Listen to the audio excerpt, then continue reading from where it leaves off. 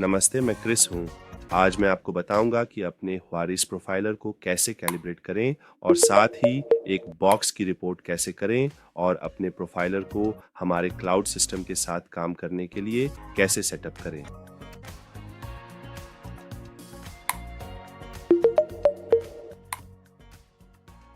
नमस्ते।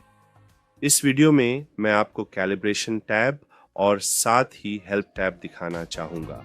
Calibration tab मुख्य रूप से शोर और परिवेशी प्रकाश को सही करने से संबंधित है। यह टैब आपको अपने वीडियो रिकॉर्डिंग के लिए सबसे सटीक और अनुकूलित सेटिंग्स प्राप्त करने में मदद करता है। तो पहली विकल्प है लाइव बैकग्राउंड।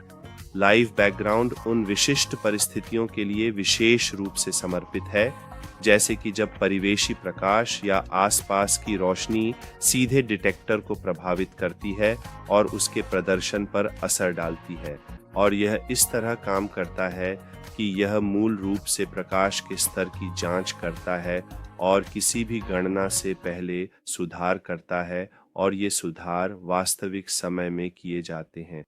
तो आप जानते हैं, हर एक इमेज को सुधार दिया जाता है इससे पहले कि माप टैब में मान दिए जाएं। और मैं इसे एक पल के लिए बंद करूंगा ताकि आपको दिखा सकूं कि यह कितना प्रभाव डालता है। ठीक है। और डार्क कैलिब्रेशन। डार्क कैलिब्रेशन यह दरअसल डिटेक्टर एरे की खामियों से आने वाले विभिन्न प्रकार के फैक्टर्स या आर्टिफैक्ट्स को सही करता है, जिससे प्राप्त डेटा की सटीकता और विश्वसनीयता में काफी सुधार होता है। तो आप जानते होंगे कि डिटेक्टरों के उत्पादन की प्रक्रिया कभी भी पूरी तरह परफेक्ट नहीं होती।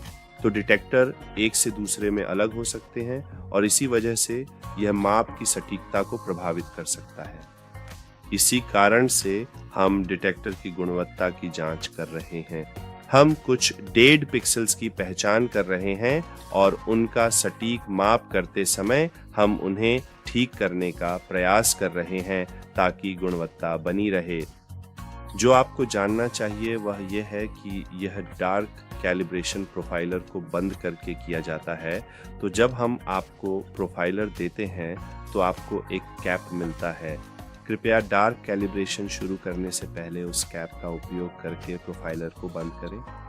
यह प्रक्रिया किसी दिए गए कंप्यूटर पर केवल एक बार करनी होती है जब आप पहली बार माप लेते हैं, अन्यथा आपको इसे दोहराने की आवश्यकता नहीं है। जब आप हमारे मोबाइल वर्जन वाले उत्पादों का उपयोग करते हैं, जैसे हुआरिस 1 मोबी या हुआरिस 5 मोबी, तो यह प्रक्रिया पहले ही हमारे द्वारा उत्पादन चरण में कर दी जाती है। तो अब मैं अंतिम टैब हेल्प पर स्विच करता हूँ। हेल्प में कुछ दिलचस्प फीचर्स हैं। सबसे पहले उस ISO मानक का संदर्भ है जिसका हम पालन करते हैं। यहाँ आप हुआरिस के बारे में जानकारी भी देख सकते हैं जो निर्माता है। आप हमारी वेबसाइट का लिंक भी यहाँ पा सकते हैं। आप स्वचालित रूप से प्रोफाइलर के निर्माता को लॉग्स भेज सकते हैं। यह केवल आवश्यकता पड़ने पर उपयोग किया जाता है, जब प्रोफाइलर के संचालन में कोई समस्या आती है। और यहाँ से आप सीधे हमारी वेबसाइट पर जा सकते हैं।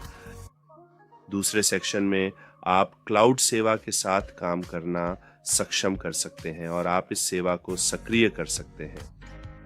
अगर आप इस बटन पर क्लिक करते हैं तो आपको वह लाइसेंस विवरण दर्ज करना होगा जो हम आपको खरीदारी के समय प्रदान करते हैं। तो हम आपको इस विकल्प का उपयोग करने के लिए दृढ़ता से आमंत्रित करते हैं, क्योंकि यह विकल्प आपको हमारे क्लाउड सिस्टम में डेटा को लंबे समय तक संग्रहित और सुरक्षित रखने की सुविधा देता है।